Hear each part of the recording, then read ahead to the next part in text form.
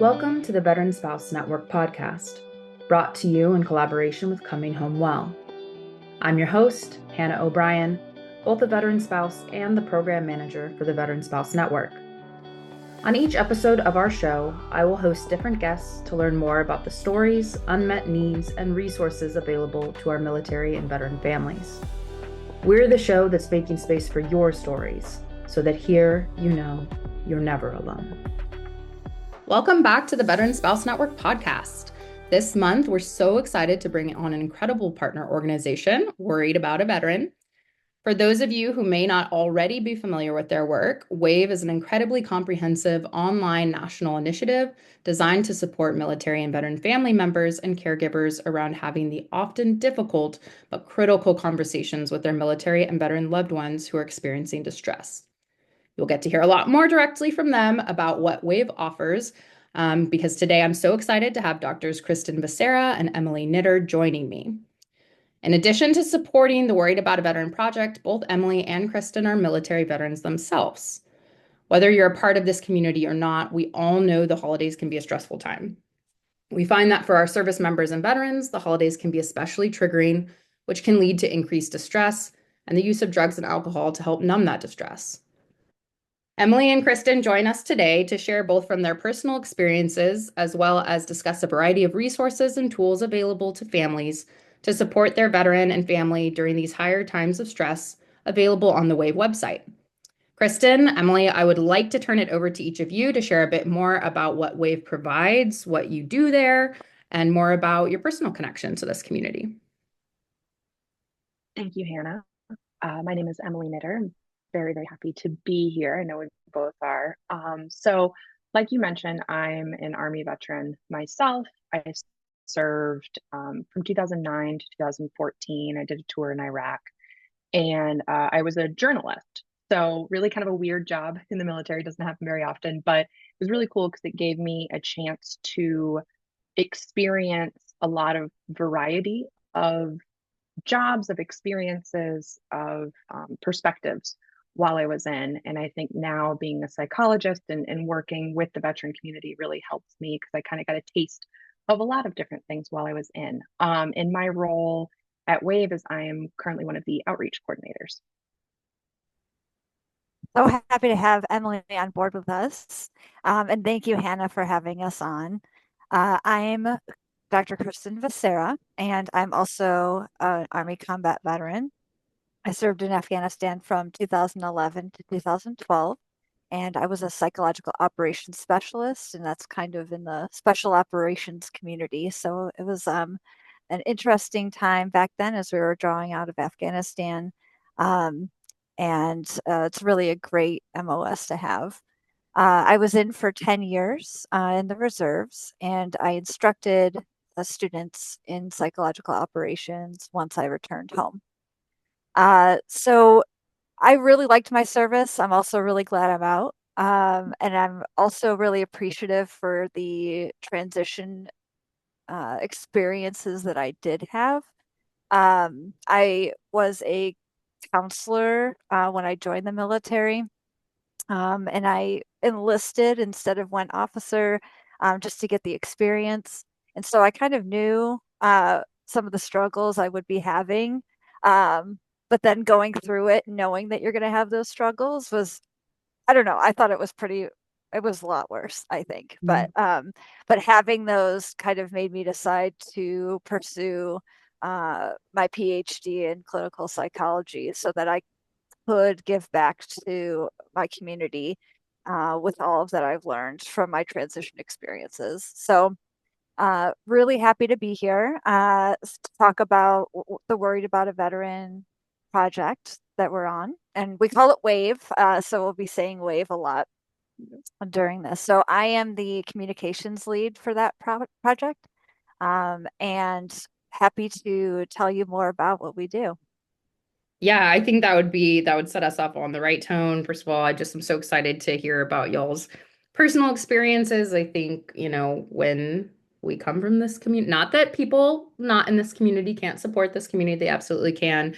But exactly like you were saying, Kristen, we bring this unique perspective, like having gone through, different experiences and And it brings so much to the work. So I love that y'all are, have this experience and are doing this work. I think it would help to kick us off just to understand a little bit more about the WAVE project, kind of how it came to be, where you guys are today, where you're headed, what it offers. WAVE started as a New York State pilot program in 2022 when the Governor's Challenge to Prevent Suicide collaborated with Counseling on Access to Lethal Means, or CALM, training to help address veteran gun suicide. With additional funding from USAA-led social impact effort, Face the Fight, and administrative support from the Bronx Veterans Medical Research Foundation, WAVE is expanding now into a national initiative this year. And ultimately, WAVE empowers loved ones to prevent veteran gun suicide. It helps loved ones build critical time and space before a moment of crisis. So, as some of us might know, suicide by gun is an irreversible decision, often made in haste. So, research has shown that delay is an effective means of prevention. And time and space builders recommended by WAVE to loved ones include relocating a gun, relocating its components, and storing it securely. And WAVE, what's special about WAVE is that it has something for every step of a loved one's journey. It helps the loved one feel less alone by normalizing each stage. It educates on when to bring up the sensitive subject of secure gun storage. It has ways to build trust when talking about a topic close to a veteran's identity. And it provides strategies for starting a hopeful conversation and achieving a veteran's participation. The other cool thing about WAVE is that it's also collected secure gun storage laws from all 50 states and is hosting them in one place for the first time. Love it. And then I can provide that personal testimony. A lot of people listening are familiar with the work we do. We are so excited to have encountered Wave and be partnering with them. Even before we connected on a partner level, we were using their resource because of how valuable it is to our participants. Again, we're serving those family members and they have questions and concerns about these topics, and they're big, scary topics. And so we loved learning that y'all existed and then getting to connect with y'all. I love that we're having you on to be able to share more about what you're doing because it's so important and it really is incredibly valuable to this community. So our own personal testimony of how supportive your work has been to our work and our network as well. So thank you Love for that. Appreciate it. of course. So I think that helped kind of set the tone for what you guys do and how we're going to use that to really kind of talk about, it's December. We're well into the holiday season at this point, and things are crazy. Again, regardless of what community we're a part of or where we come from, this can be a stressful time for people just being busier, hosting parties, hosting family. But I'm curious what you guys think can be maybe especially challenging or triggering when it comes to our service members and veterans and their families during this time. Yeah, I think a big one is missing milestones and traditions, especially when service members are away from their families. It's a tough time. So, service members, as we know, often spend holidays deployed or stationed far from home, and they miss the family traditions that they normally have. I remember I'd gotten out of the reserves in 2021, and 2022 was the first time that I'd spent a Halloween at home, handing out candy in 10 Mhm. years. So missing even those little things. Um, but it could create this disconnection from the family home life, and missing these traditions. When I went to Afghanistan, that was my first Christmas without my family, and it was really hard to try to recreate something that even resembled a family tradition. So I think that's one big one. Sense. And I think building on that a little bit is even once we're home, once we're out of the military, once we're no longer missing it, there's still this sometimes sense. I know for me, I felt separate because it's like you don't have, if you've gotten together with family and people keep getting together when you're gone, you're not part of those stories then about like Mhm. what happened the year before, or what, that one time, if you remember. And that can be really hard. And I think maybe not talked about as much as like the overt moments when we're genuinely gone on a deployment or when we're stationed somewhere else. And so I know that's been something I'd struggled with for a long time after getting out. And another piece, I'm glad that Kristen touched on this during her introduction, and I kind of skipped over it, is like my transition also was very challenging and really led me to where I am today, was trying to figure out why getting out of the military was so hard for me. I never felt while I was in like that was my full identity. Mm. I always felt like Emily, who also wore a uniform. I never felt like Sergeant Knitter is the only person that I am, if that makes sense. And Mm. I did a deployment, but I never would have identified as having PTSD when I came out of the military. But I remember, particularly around holidays, especially the first couple of years after I got out, and even not around holidays, is feeling a lot more hypervigilant. I didn't like being in crowds when that wasn't necessarily a problem that I had while I was still active duty. I remember driving home one year on 4th of July, and there's fireworks going off on either side of the highway. And I had to like close my eyes and just shrink down in the car. Thankfully, I wasn't driving.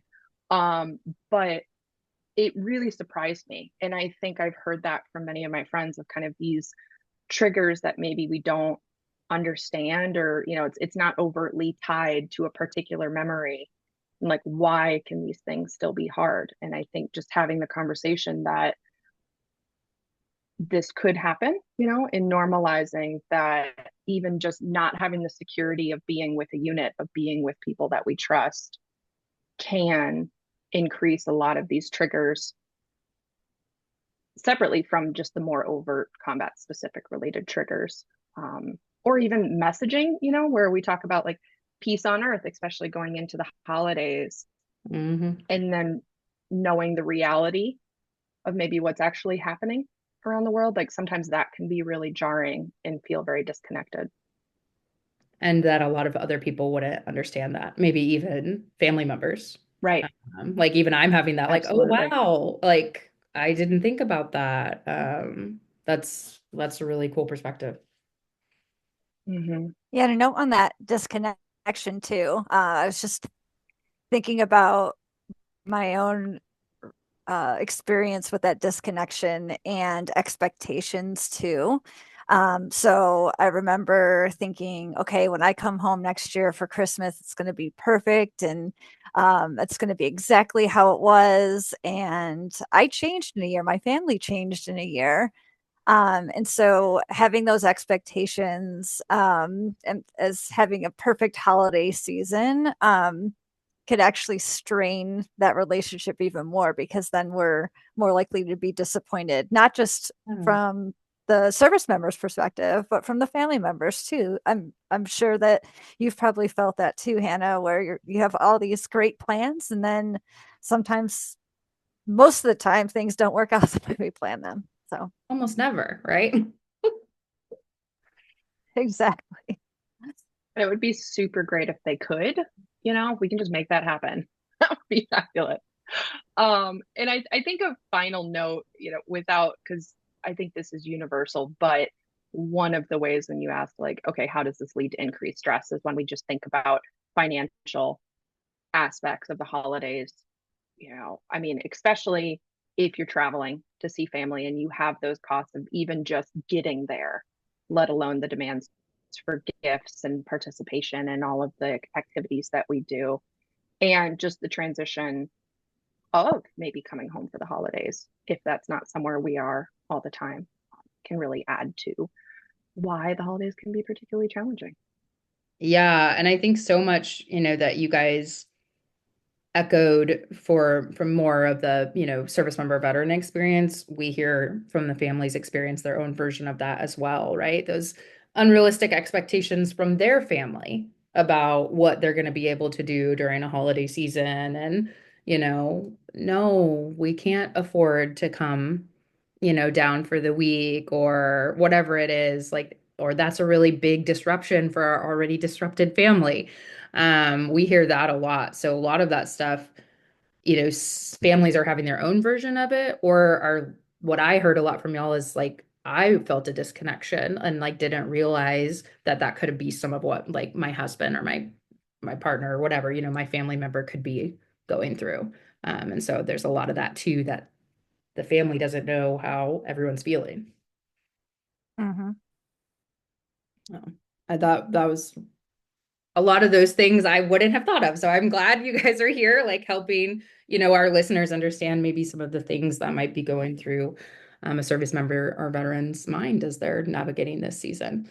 Um, while this isn't necessarily holiday specific, I know another common trigger for some added stress are those anniversaries. And, I know and I'm happy to speak to, my husband has one that happens to fall on the holiday season. So that's something we always navigate. I think a lot of our listeners probably know what we're talking about when we say an anniversary, but for those who don't, tell us a little bit more about what that means and how that can impact a service member or veteran. Yeah, I always think that anniversaries have this positive connotation to them when we say anniversaries, and sometimes that's just not the case. And how I like to look at it is a significant event that kind of reminds us each year of something that happened. So it could be um, anything from missing a holiday or missing your child's birth or something, but it could also be an anniversary from a significant time while in service. And that could be a time when maybe an attack happened on base or right off base, where somebody got hurt or injured or died. It could be a buddy, and I'm going to talk about this in a little bit. It could be a buddy that died by suicide, and the date kind of keeps rolling around. Um, I think something important that I learned about these anniversaries is that I actually don't have the date locked in my brain. Mm. So mine's close to your like I'm my anniversary that I think about is in mid-November.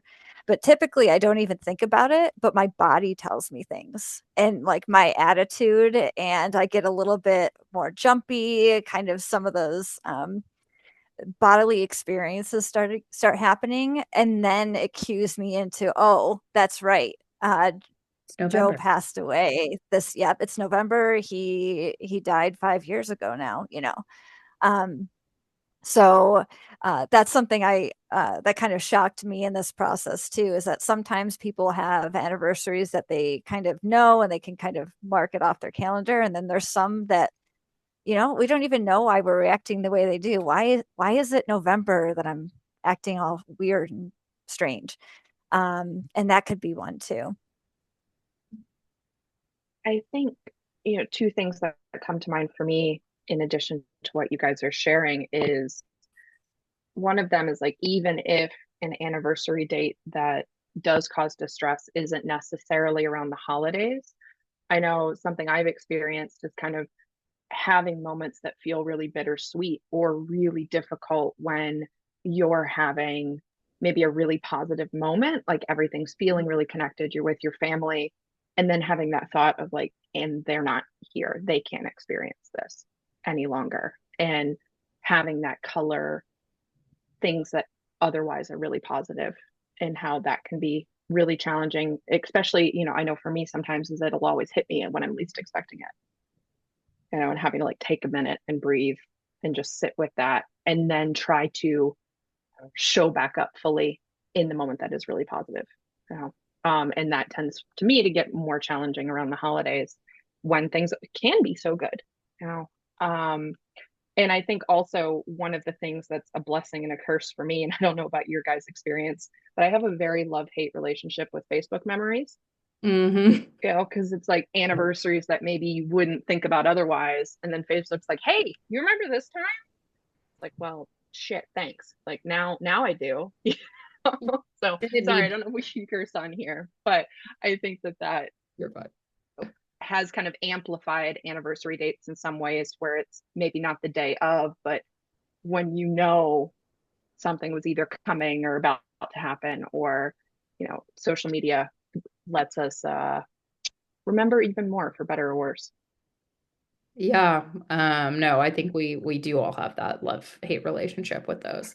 For whatever reasons. And I'm really glad, Emily, that you brought up kind of the that it might not even be an anniversary, like the sad feelings or whatever the feeling may not be because of a thing that happened around that time of year, but maybe because of what's happening around that time of year causing you to feel that way. I think even if we're not talking about this community and just talking about people, right? Like the holidays are a time where whether it's, yeah, we're having some really good feelings or we have expectations to have really good feelings that may or may not be met, and it makes you think about all sorts of things you don't necessarily plan to think about or expect to think about. Um, yeah, Kristen, my husband also has a November anniversary from combat of getting injured and losing a lot of their guys. And we started dating in August and things were great. We celebrated Thanksgiving together. It was so good. And then I was like, whoa, what's going on? And I think similar to what you were saying, I don't think he realized what was happening. Like, I don't think and so he wasn't able to communicate it to me and he just kind of disappeared, like emotionally, then like physically. Um, and I can't remember when he clued me in on like why this, that this is an anniversary, this is what happened. But every November for the first few years of our relationships was very, very difficult for him. Um, and then something interesting happened. We more or less got through it. He worked on a lot of stuff. And when we got engaged and we were planning our wedding, the only available time they had was late November. And we were like, book it. And then like 3 months later, I was like, oh no, what have I done? Like we booked the most important day of our lives when he is struggling mentally and emotionally every year.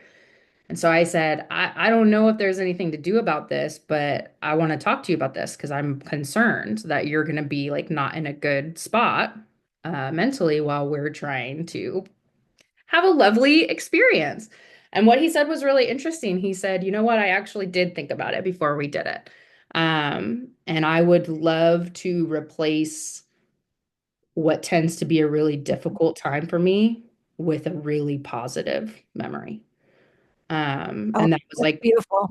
Yeah. intentional for him. And so now that's what we can honor the loss and that he experienced and the people that he lost at that time and celebrate, you know, our starting our family. So that I was love that. sometimes he's thinking about things that I didn't expect him to, that I was really proud of him for. So also the ability Sometimes to, they surprise us. yeah, sometimes sometimes we all surprise ourselves, Well, but yeah. and Hannah, I think, really, really quickly, is that was the best advice I got. At like your story is such a perfect example of it, in those moments where we are feeling more sad. I know for me, like with people not being here, not being able to enjoy those aspects of their life is, you know, if the roles were reversed, I would want Mhm. my loved ones to fully live their lives and to experience joy and everything there is to offer. I wouldn't want them to continue just being sad because I'm gone. And I think, living that script, knowing that the people that we love that maybe aren't any longer in our lives would more than likely want the same thing for us. And so having that kind of, the best way we can honor those legacies is to find joy. And so I think that your story is such a beautiful example of like how do we do that? Oh, I love that. Yeah, because no one's like, yeah, I want you to honor me by being depressed. I want you to suffer Yeah, I'm gonna forever. suffer. Yeah. Yeah. No, Hmm. that's a really cool way to shift that perspective. Yeah. All right, so we talked about some of the potential triggers that might be causing the distress, anniversaries, holidays, a number of other things we might be experiencing in our life. So how do we look out for those kind of warning signs and risk factors to let us know, either as the individual experiencing it or a loved one, that, something may be bubbling up? So, I think when we talk about triggers and warning signs, usually the first thing that's talked about is like, okay, shifts in behavior, right? And I feel like in conversations that I've had with it is like, okay, you're looking for withdrawal from social activities or changes in sleeping and eating patterns or increased alcohol use, sudden mood swings, those types of things. And all of those are really valid to kind of keep an eye out for. In veterans, a lot of times what we hear is this also, and in my experience, is like avoiding activities or traditions or gatherings that maybe you previously enjoyed. But one of the things that I've seen and learned from my own personal experience and from talking to other people is really warning signs could be anything that's different and not necessarily just things that are negative or bad changes. Right. Yeah, Emily, that Yeah. actually reminds me of a story, actually going back to my anniversary story. It makes me think this every time. Um, my buddy and I deployed, there were a bunch of us that hung out on deployment, and we would always pick on him. He had a girlfriend of 10, 11 years. And so we're always like, why hasn't she asked you about marriage or anything like that? And everybody joked with him. He's like, nope, she's fine. It's great. I like it how it is. I'm like, okay. Like, so all of us were okay.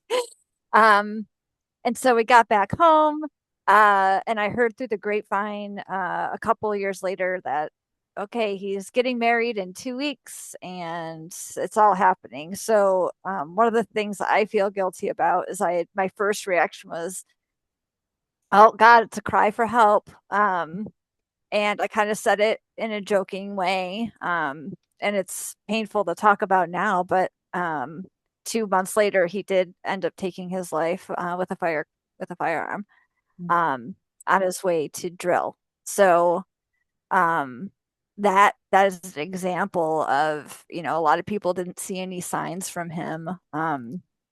But that is a major shift, Emily, as to what you're saying, in a behavior or just in a pattern of a way of life or thought pattern that could happen. Yeah. And it's so hard because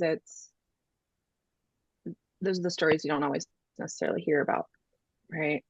Um, and at the risk of maybe like being too real or vulnerable.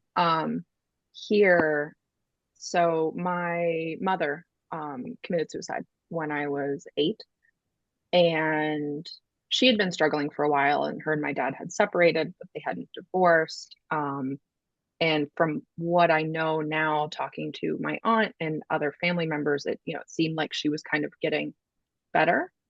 Mhm. And I know they said, she seemed to kind of be like settling and moving forward with her life and like feeling more optimistic.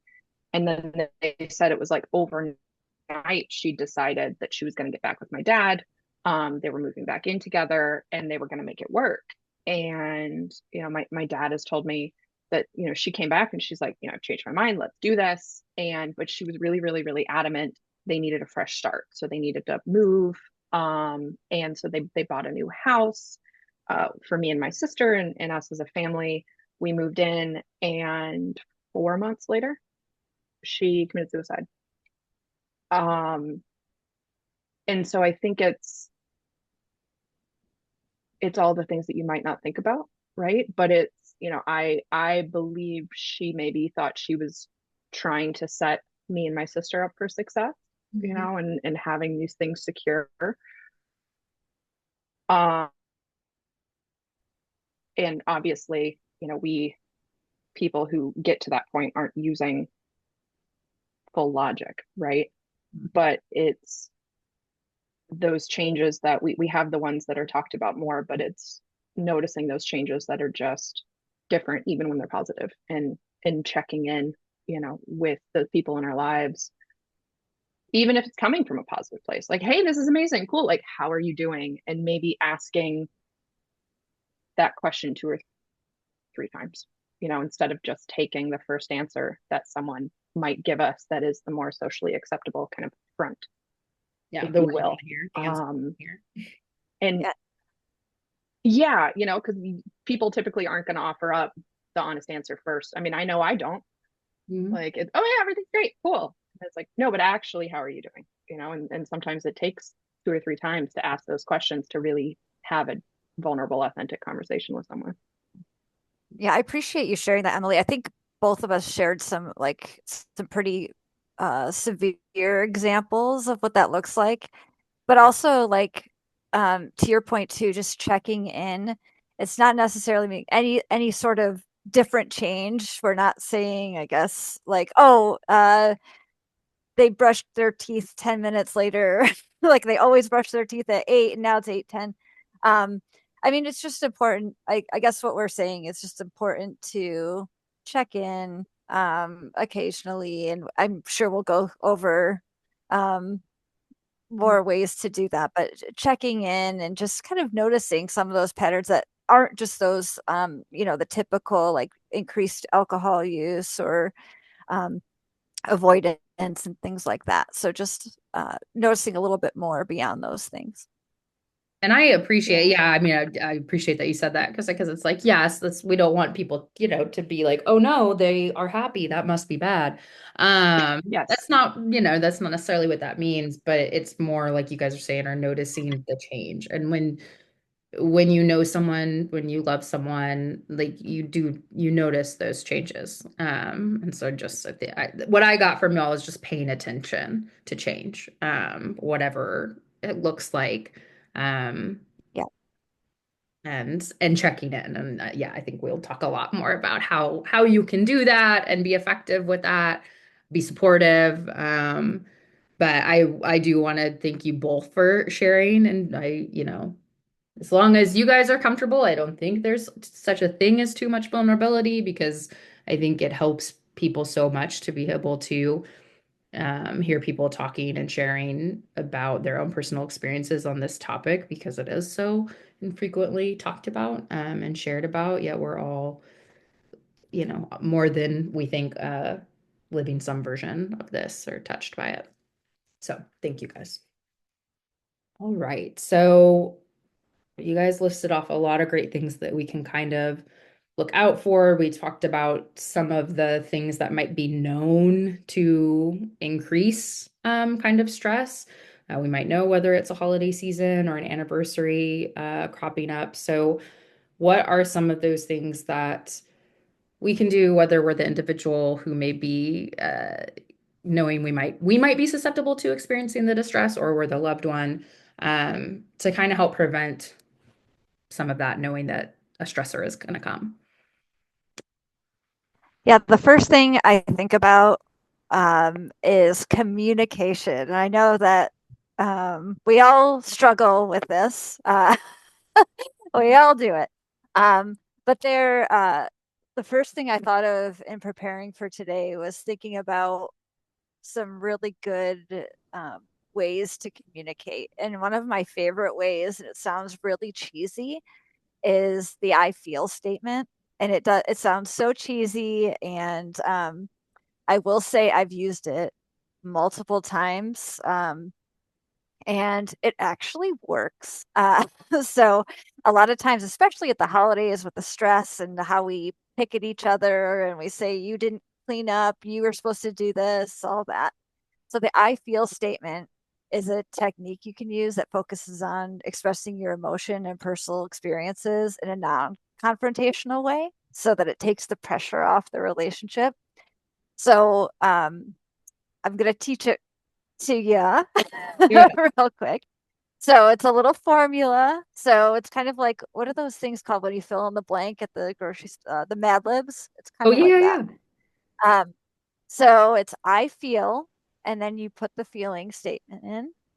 When you, and then put the problem because, and then you talk about why this thing upsets you. So an example would be I feel angry when you don't do the dishes like you said you do because I feel disrespected. And that's different than why the F didn't you do the dishes tonight? I told you a billion times and you didn't do it. So that that difference in kind of not accusing, but having a statement. And it is actually shocking. I shock myself every time I use it, how it's received and also how I feel about it too. It takes a lot of pressure off me too, because I don't feel like I'm nagging all the time. I'm expressing how I feel, and you can't actually argue with how you feel, right? I Um, can't.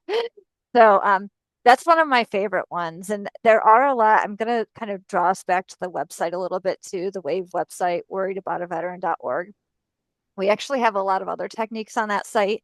And if watching the video, we have a bunch of videos and a couple new ones too, that we're highlighting that show you how to talk to your veteran and get more help. So definitely like to direct there as well. Yeah, lots. I mean, that's literally what the page is about, like helping have these types of conversations and these tools. So this is a taste. Hmm.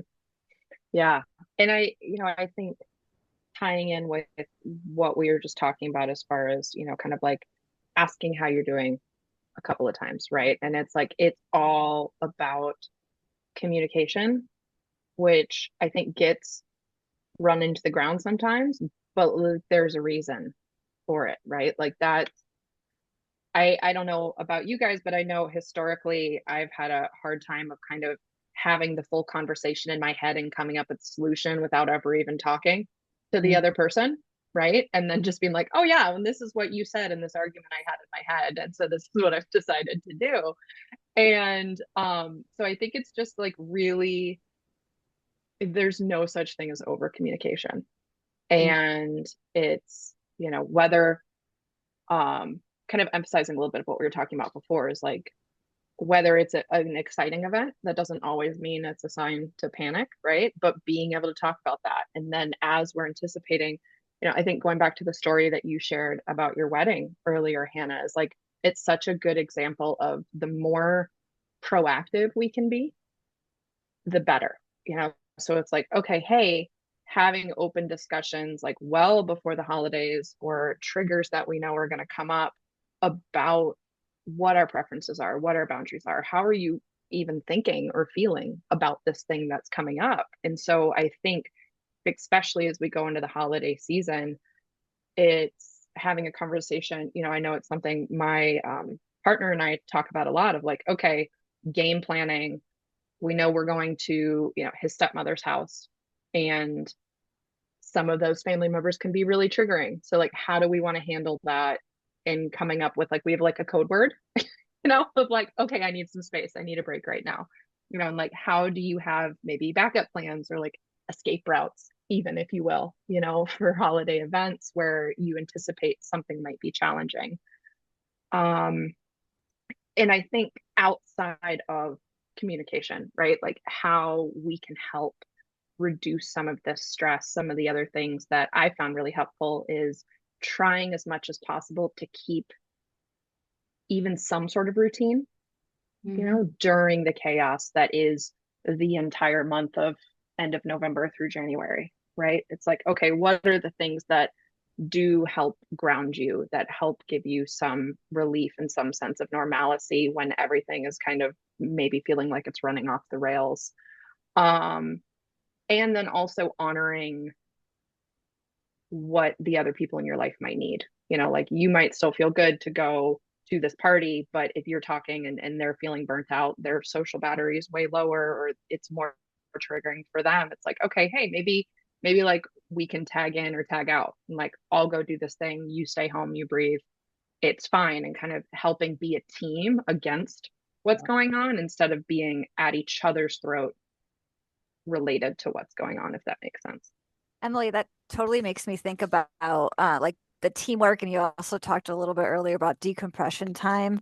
And another one of my favorites in my relationship is the timeout. Um, and the importance of that. So even like stepping away from a party, like you had said, or just taking some time, but this is, your interpersonal relationship with your partner, loved one. Um, if it's getting a little heated or triggering to either one of you, taking a timeout, using a code word, just saying, okay, the biggest part of that though, of the timeout, is that you have to come back together. So you can't time out and then forget that the problem ever existed, because that's going to keep it going later on. But it's, using that proactive, like, okay, if we're getting in an argument, and I say time out, when we're ready, we have to come back together and discuss it once our emotions are down a little bit, and that's the rule, and that's the plan. And so, just another strategy and tip that could help in those times of heightened stress. I love that. I have a coworker who talks about the timeout all the time, like how helpful that is in their relationship. And they've discussed together. It's like we check it every 10 minutes, even if it's to say, I need another 10 minutes, and then we'll come back. Or it's I'm cool, but can we maybe schedule some, like, how about we talk about this tomorrow morning? So, I mean, I agree, whether it's dealing with the holiday stress or any other thing in an interpersonal relationship, communication is just about everything. I know my husband and I have been through a lot in our relationship, and so sometimes I'm very open about it on the podcast, and sometimes I'll have people like we're like, "Oh, I'm where y'all were. Like, how do I get to where y'all are?" And I'm like, communication. And I was not good at it. He was not good at it. Communication, right? We can't read each other's mind. The other thing that I heard while y'all were talking, and linking back to kind of what we were talking about, can kind of set us up for failure is like when we have high expectations about what's happening. So, like being able to come together with our partner or our family or whatever and understand what those expectations are, like y'all were saying, so that if they don't match, how can we help them match? Because it is a time of really high expectations and differing expectations that can cause conflict. Managing expectations. Yes. Managing expectations and involving so many other people and relationships, like all in one space, all in one time, next to each other, that it's like at least you guys be a team. And so I love when you said that, like at least have us come together to be a team against this stressor, whatever that stressor is. Yeah.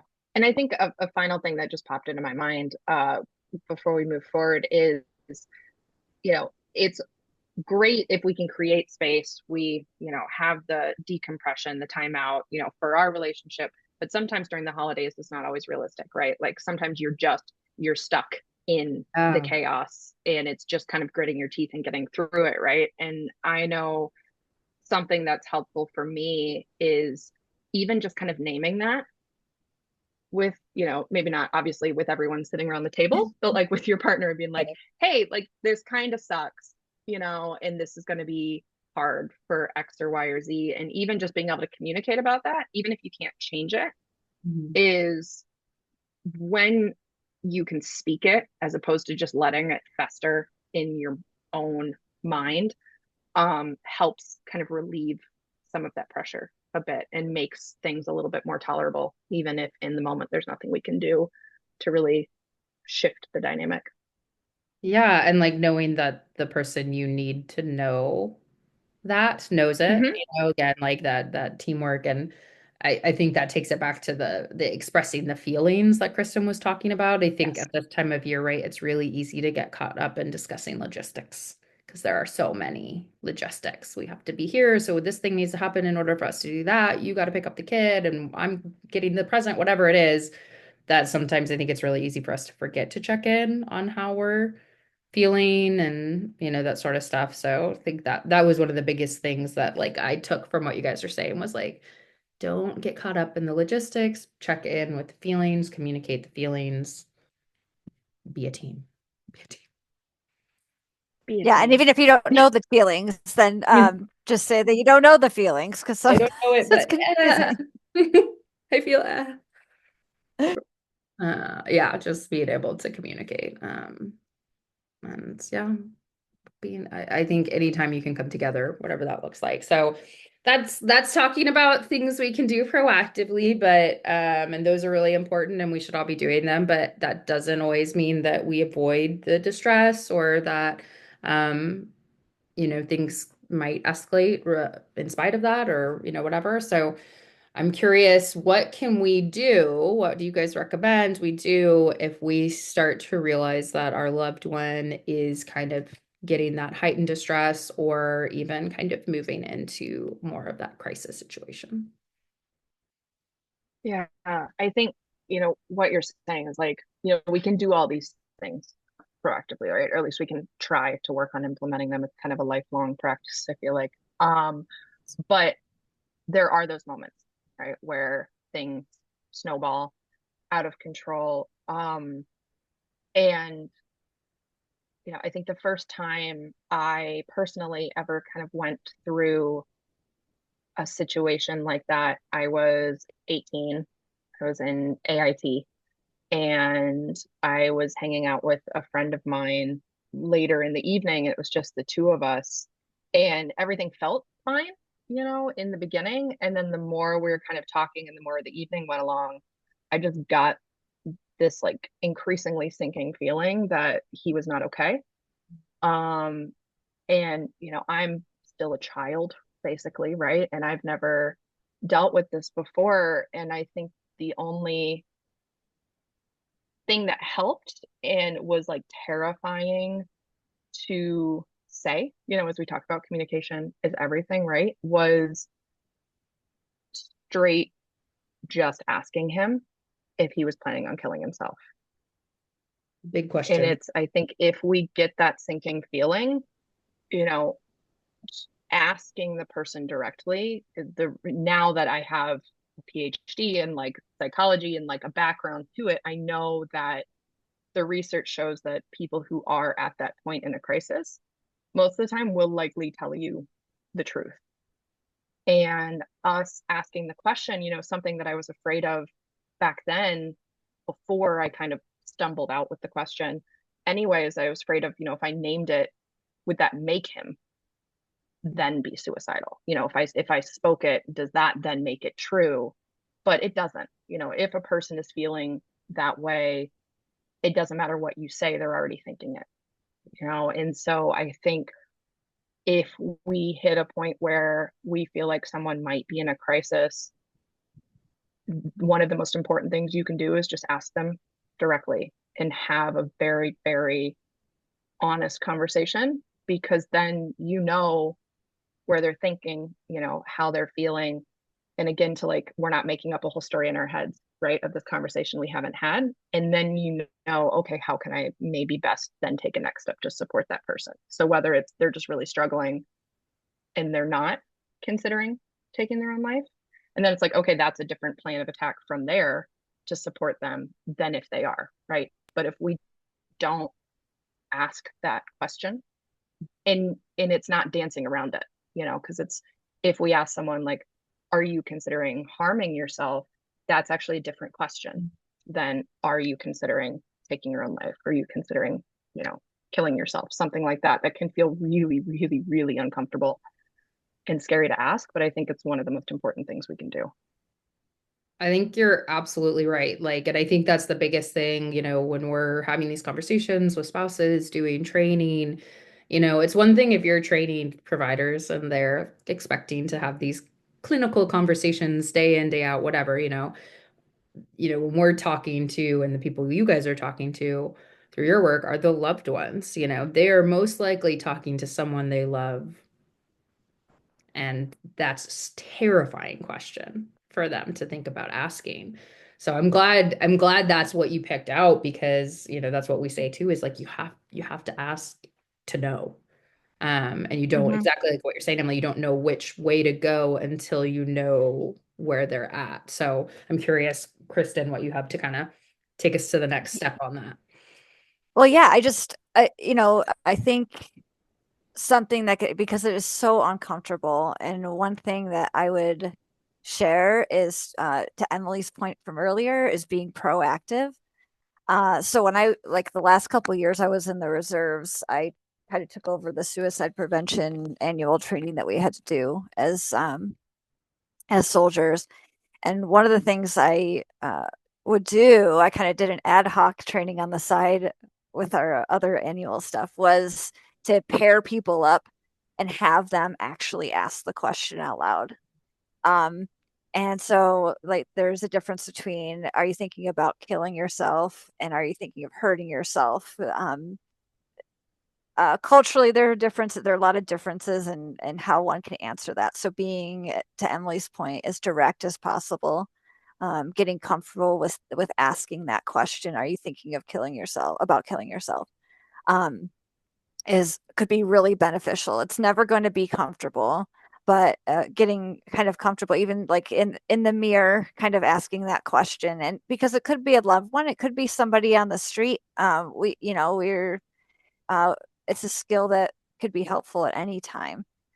And then feeling comfortable with, I've actually done this before too, is if I didn't really know, the answer was kind of ambiguous and I didn't really know what to do.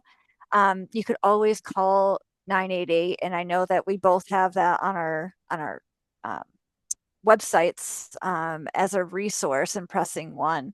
But just to kind of get feedback from people that kind of do this day in, day out about what you should do next. That's another resource available. So um, I think those are all good things Yeah, I'm to so think glad you about. bring up 988 and the pressing one for anyone who's not already aware. That gets you connected to folks who are, veteran family. That's the line for those. And I always tell people, we get all the time families saying, "Well, no, I'm not the veteran. I'm not the one experiencing distress, so that line isn't for me." Yes, it is. Yes, it is. It is for you. It's for anyone who's concerned about a veteran, and who are related to thoughts and feelings of suicide and what to do next. They're there for you too. So glad you brought that up, Kristen. And I love the idea of practicing it because I can tell you personally, whatever. I have a master's in social work. I've done so many suicide trainings. I've talked to thousands and thousands of spouses about how to have these conversations with their veteran. But I remember the first time I was in that situation with my partner where I had to ask that question and it was freezing. Like I really didn't know what to do, even though I knew what to do. So I appreciate that. Um, and so now I'm thinking about that. I'm thinking about the family, the person who is on the other end of asking that question and providing that support. We want to be validating in that's a lot, that's a lot for them. Something we ask when we have these conversations with spouses is how do you feel about being involved in this way? Like how do you feel about being involved in suicide prevention with your veteran loved one? Because I think sometimes the rhetoric around it is like, this is just like that's on you. This is expected that this is your role, whether you like it or not. Um, and that can be a lot for folks. So what do you guys recommend that as that loved one, as that family member, we're doing to make sure we're kind of taking care of ourselves, protecting our own wellness, whether we're dealing with this or not, but especially if we are having to have these types of interactions with our loved one? Yeah, I feel like this is going to be the theme for this podcast today, is like setting realistic boundaries and expectations for ourselves as family members, right? So recognizing that you can support, but you're also not responsible for somebody else's happiness. I kind of have to think of that a lot, even just managing regular anxiety, right? Like this, what you can control, what's in your control, and you can't control what's out of your control, which is another human being. You can't control the other person.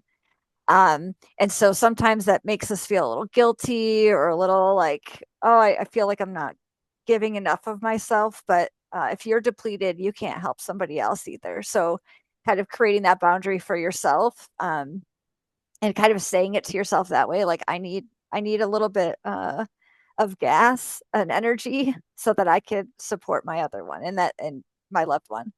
And so that could be anything from just making sure every day you get your Starbucks coffee. I mean, we talked about finances too, so finance dependent, that could get a little costly, but um, just building in something for yourself so you can take care of yourself, creating some boundaries. If it's too much, take those timeouts and manage those expectations. Critical.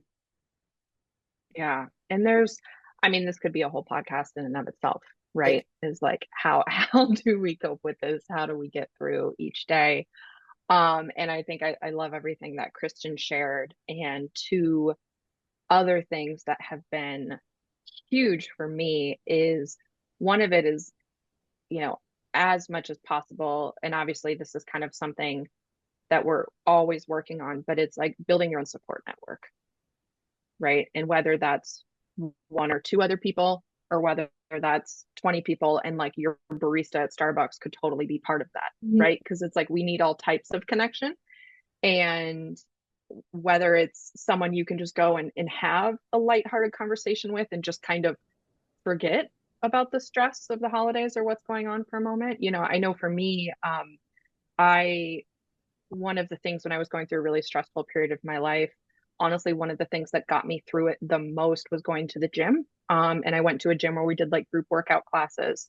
And even when I couldn't go all the time regularly, it was going and having those kind of social supports that were good enough to chat about. And we could talk about the workout or whatever, but I didn't necessarily have to always be getting into all of the stressors. And it was just like, hey, I can go, I can just take a break for a little bit, and I can breathe, I can do something for me, and then go back and kind of keep dealing with the more difficult things to deal with. And so it's having, you know, we don't need all of our social connections to be deep, to be valuable, and to have those as well as people who maybe do understand what you're going through. And I think, you know, I kind of jabbed on Facebook earlier, right, for memories being a blessing and a curse. But I think social media, that's one of the few really, really positive things about it, is that it offers us an ability to connect with people who truly get what we're going through. And so I think, you know, if you don't necessarily have anyone in your physical radius that may get it, it's like finding those connections with other military spouses, with other veterans, with, you know, other, insert your niche here, right? You can find it there, and being able to talk and have honest conversations and process through what you're going through. And then I think for me, one of the hardest things, you know, to kind of like wrap up, the second thing that was really helpful for me is giving myself permission to feel what I'm feeling, even when it's complex. So it's like if I'm feeling frustrated or like sad, and I don't maybe feel like I should be feeling that way, you know, I tend to like beat myself up and be like, well, that's not valid. And I try to like logic myself out of my own emotions, or like, I don't have time to feel this right now, you know, and it's a lot of times just taking 3 to 5 minutes to like name and honor what you're feeling helps relieve a bit of that pressure and honors genuinely what you're going through, even if it's not something you can do anything about right now, you know. And so I think just allowing yourself to sit in the reality of what's happening can really, really help cope when things are tough. I love that. Yeah, honoring where you are, naming it, like I think is I've personally learned to be very powerful. Whether it's to you, whether you're sharing it, keeping it to yourself. And then, oh my gosh, I mean, a connection and community are speaking our language. You know, that's what we try to do here on this podcast and all the programming, and especially around this topic. I think that's as we've built our own suicide prevention, you know, training and programming directed towards spouses and family members.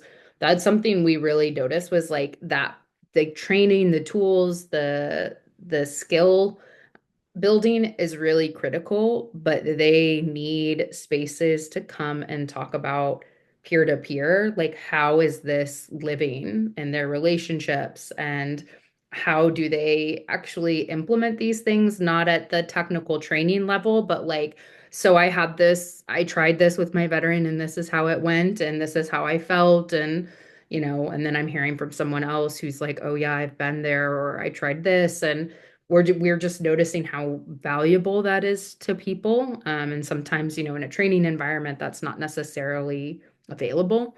Um, so yes, I'm all about finding those peers. And then like you were talking about, Emily, like we do a lesson in one of our groups what called the circle of support, and so building out like all levels of support, whether that's getting the coffee in the morning, or my husband, or my workout crew, my dogs, my driving in the car, and really exploring like all those things that fill your cup, to be able to tap into, and experimenting, right, like trying different. Yes.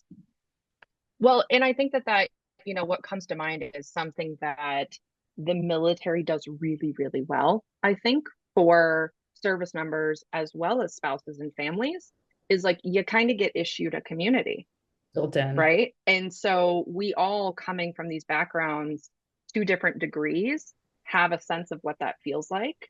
And I know for me, that was really hard after I got out, is like, okay, I know what this can feel like, and it makes it feel that much more of a void when Mhm. it's not there, and it's taken me a long time, to your point about experimenting, right, of like figuring out, okay, where is my community now, and how do I want to show up and fit in, and at those different levels. And so I think it's kind of like giving ourselves some grace to experiment and maybe not know, right, and to keep trying because it's there, but it's, now we get to pick it out for ourselves instead of just taking the issued version. Beautifully said, Emily. That's, yeah. So if you're listening and you haven't found your thing or things, it should be things, whether it's people or activities or whatever, you know, keep looking for them. There are so many options. And what works for me doesn't work for Emily, and what works for Emily doesn't work for Kristen. And it's not a one size fits all thing. I always try and remind people. All right. All right. So let's pivot sort of. We talked about it at the beginning. A big part of WAVE is specifically focused on firearm safety, creating space and distance. And I think that is a really, not, I think, I know this is a really critical piece of this conversation. And I think sometimes people, will be like, whoa, whoa, this is a huge leap. Like, let's just talk about the communication, and why are we talking about, access to firearms and things like that. But it's not a conversation. Kristen, you said it's irrevocable. That's not the word that I think you said, but right, it can't be undone, right, when that gets involved. And so you can't wait until you get to that point to start having these conversations and thinking about these things. It's too dangerous. So that's definitely something we've been trying to have more conversations about with our network. And so I really wanted to protect time here to hear, both from your own personal experiences. I think it's very helpful to hear from the personal experiences because it can be such a charged and sensitive topic, firearm safety. And then also, what you guys are kind of recommending, on your resources and things like that when it comes to creating that time and distance and storage. Yeah, I'll go over a couple things here. I think you said something about it's not necessarily all about communication. I think a lot of it is about the communication, and it just and but what you are saying is also normalizing this whole process and talking about firearms. Um, and so thinking of firearm safety and secure firearm storage as routine, like almost like wellness planning, almost like what we were just talking about, like kind of creating a routine around it.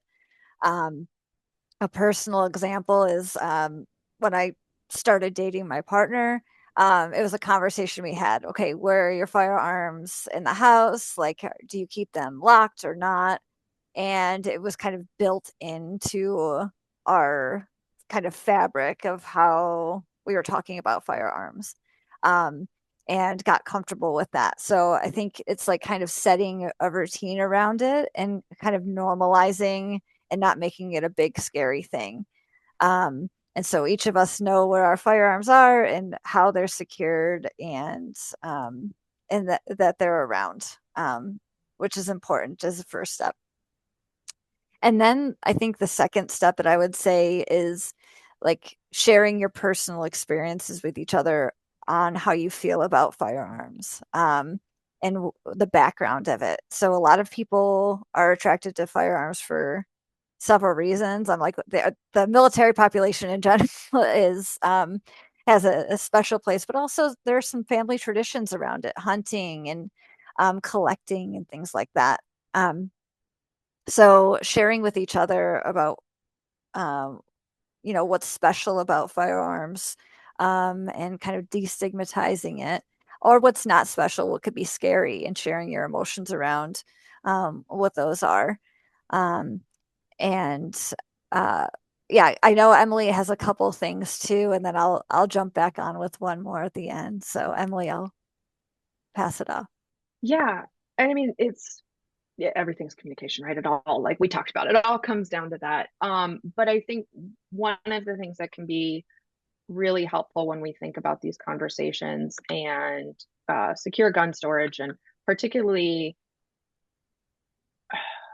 it's such a sensitive topic, right? And it can be really hard to separate um, maybe like perceived competency Mm-hmm. or even like mental health stability, right? Like I think we've come so far in the last 10 years when we talk about mental health, but there is such a stigma sometimes still about like, no, I'm good, I'm fine, like I can do this. And like what, when Kristen's talking about like the understanding what's underneath, what's motivating how we store our guns, is like, what does that mean if I'm worried about you having a gun?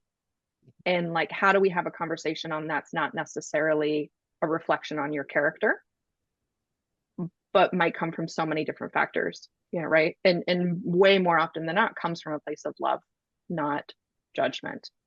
And I think having proactive conversations, particularly about like recognizing warning signs, like when we talk about anniversaries, a while ago, right? Like I've noticed, coming to your partner and be like, hey, I've noticed, during this time or whatnot, like things can get a lot harder. And then maybe having a safety plan in place proactively. I'm like, hey, when we hit these kind of certain milestones, how can we come together and create an environment that's going to be safe and feels good for both of us? Besides it feeling like it's something that is punitive, right? Like, oh, I'm gonna punish you because you're not doing well. Like, no, hey, like let's talk about this way before we need to have these conversations, right? So that way we're having them when we're both in a much more calm, rational place. Um, and I mean, more than anything, like we talked about in the beginning, like the research shows that creating time and space, barriers of any sort in between any sort of lethal means, um, help saves lives, period. And it doesn't even have to be a ton of time and space, but a lot of times when someone hits the point where they're in a crisis, they're completely not thinking. And so if we just kind of make things a little bit harder, it will possibly like save their life. And we have the statistics that show that, right? And so I think the more we can talk about it in that way of like, okay, what feels comfortable for both of us, and like what's going to give us a peace of mind, how can we work together to figure this out in a way that feels good, um, instead of it being me versus you. Yeah, and just highlighting Emily like that, like creating the plan. Sometimes it's even nice to write down the plan so you both um, Mm-hmm. are aware of what happened. So if I recognize these warning signs in you, honey, um, this is what we're gonna do.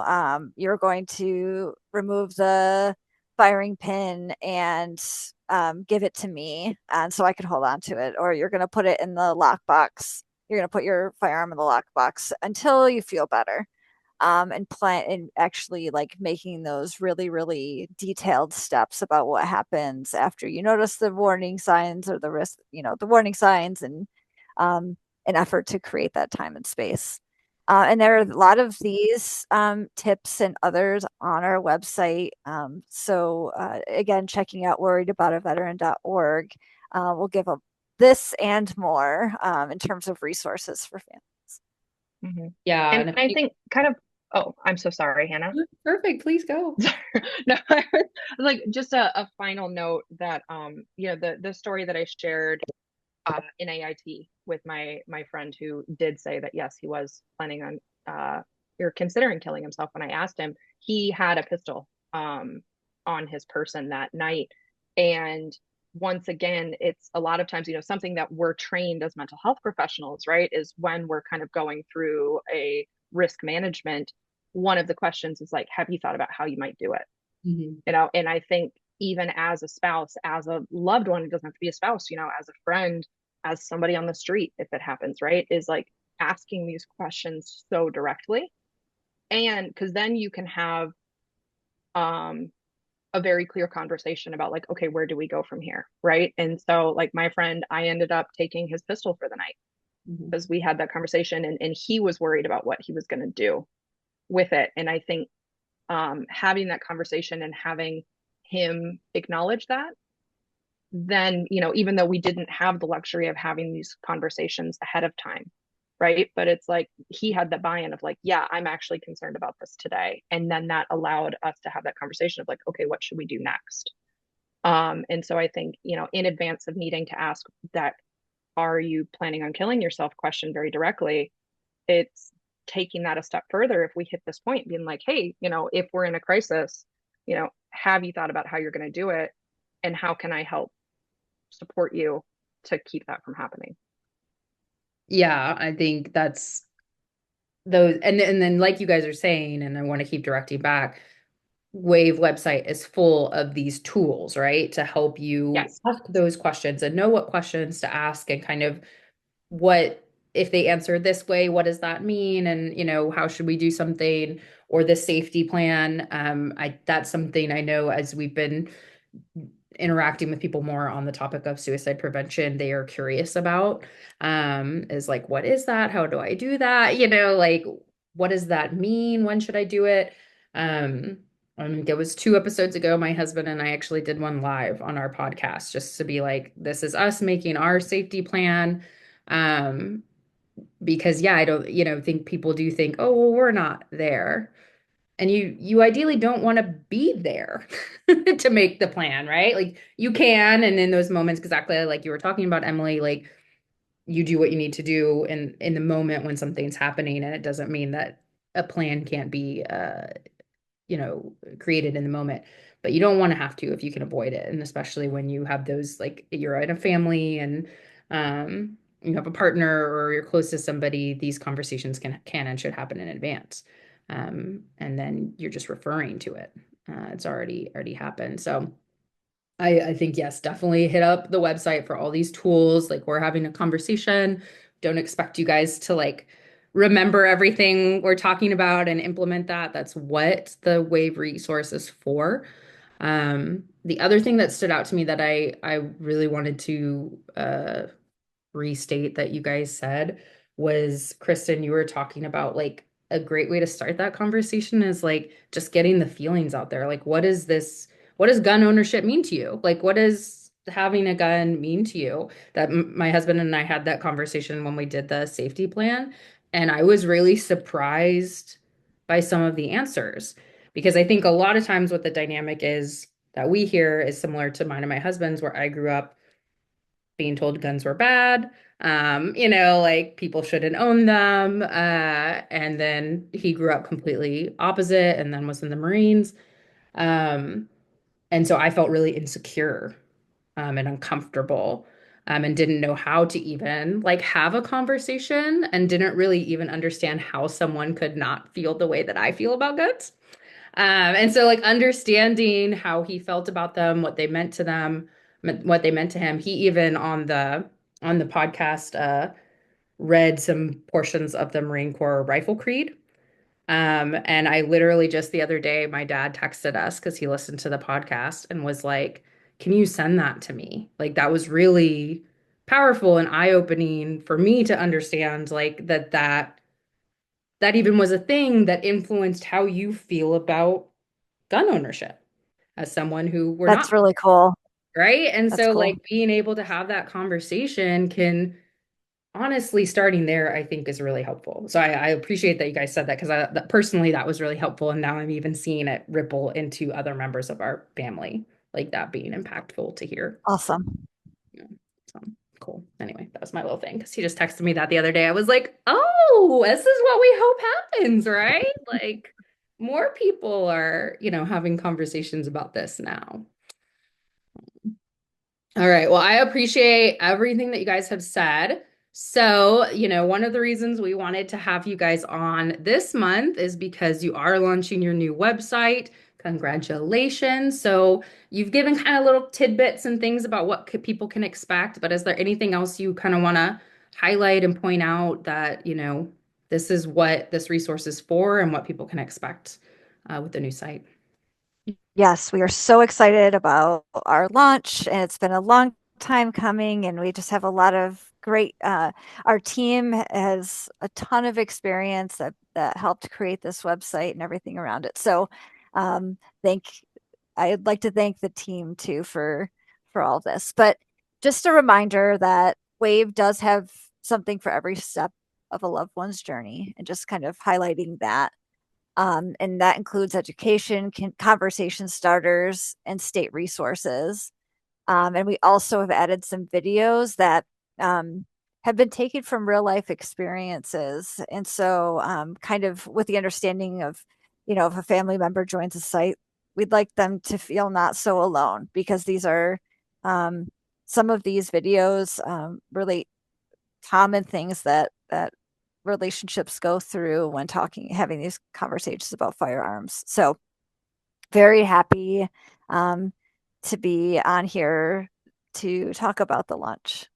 I don't know, Yeah. Emily, if I missed anything, keep me honest. No, I think you hit it all, but I think just to emphasize, yeah, it's, because we've talked about so many things during this conversation, right? And I think it's one of the things that's so cool about the website is whether you're in a moment of crisis and you're like, oh crap, I have no idea what to do next, or whether you are proactively thinking about these topics and trying to figure out how to have these conversations, or anywhere in between. When we say like there's something for every step of the journey, like genuinely it's there. And I know, like, coming from the military myself and then going through my long academic route, right? One of the reasons I went for a PhD to do research is because I found myself really frustrated with so much research and resources that are out there that blatantly weren't actually incorporating veterans or lived experiences in the work they're doing. And it felt like there was such a gap. And one of the things why I'm so proud to be a member of the Wave team, and to be helping to promote this, is like it has been built on lived experience.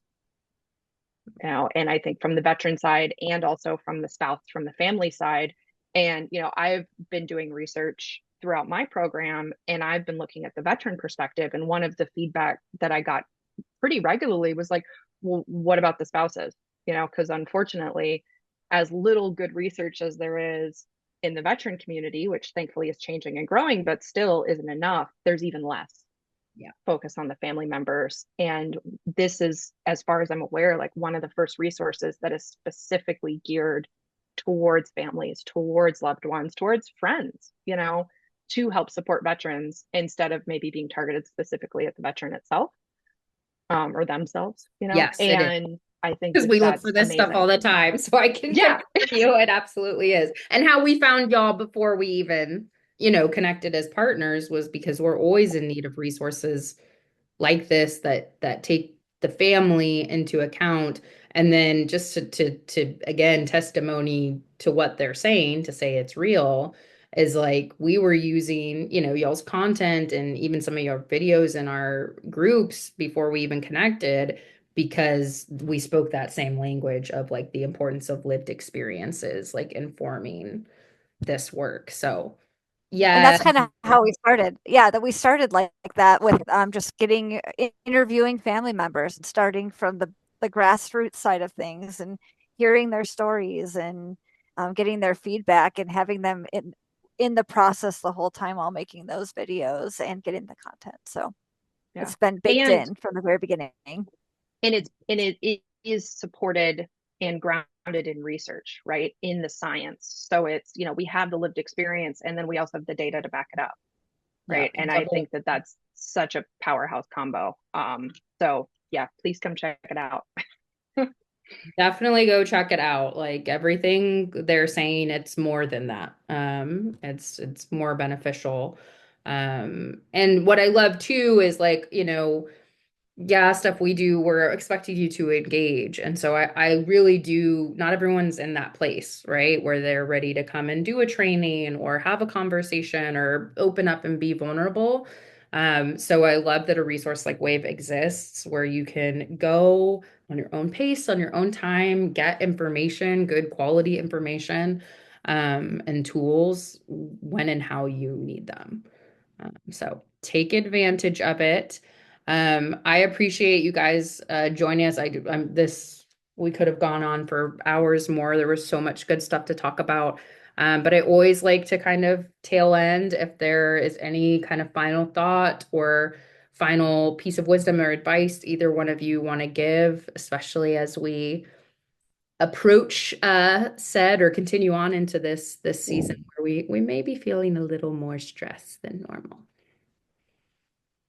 I think my one piece of advice is to go out and have fun. Go do just do something fun together with your veteran family member and collaborate on what you want to do. Like you might have different ideas what fun is, but maybe you both can do a little bit of what each of you want to do and just have fun, laugh. Just even if it's 5 seconds, just laugh. Find the joy. Love that. I love that. I'm gonna bring the mood back down, right? So only because I think it's so much what we've talked about this whole podcast that truly is the thing I think is most important is the communication, right? But I think more than anything, it's honoring how you're feeling and allowing yourself to honor how you're feeling throughout this whole next, month of chaos, right? And that has been such a game changer for me of even if it takes 2 minutes or calling someone up and being like, hey, I just need to vent and I just need to speak this out loud, because once we speak things out loud, it takes so much of the power away from the emotions that we're feeling. It then, kind of gives you more space to then keep going through the day. And so I think my advice that I am going to keep reminding myself of, as we go through the next month is to just not talk myself out of my own feelings. They are valid. And then let's, honor that and keep going. And then have some fun. And then have some fun. Absolutely. Yes. Both. Yes. Both. Well, Kristen, Emily, thank you guys so much for coming on and wearing both your personal and professional hats. I think, based on what we've talked about, that is embedded in the work that your entire team does, putting out this incredible content. And so everybody, whether you know about worriedabouta-veteran.org or not, new look, new website, check it out again and again and again. And make use of those tools because that's what they're there for. They're there for you. So thank you guys. Appreciate you. Thank you. Thank you so much. And I hope you have a joy-filled holiday season, the two of you and everyone. You too. You as well. Have fun, breathe, and keep communicating. Right? Thank you. And we will see you guys next time. Thanks again for joining us on the Veteran Spouse Network podcast, brought to you in collaboration with Coming Home Well. We thank you for listening today and hope today's session left you feeling a little more connected or gave you some insight into the experiences of our military and veteran families. Don't forget to check us out at veteranspousenetwork.org to learn more about how our military and veteran families can receive the support they deserve.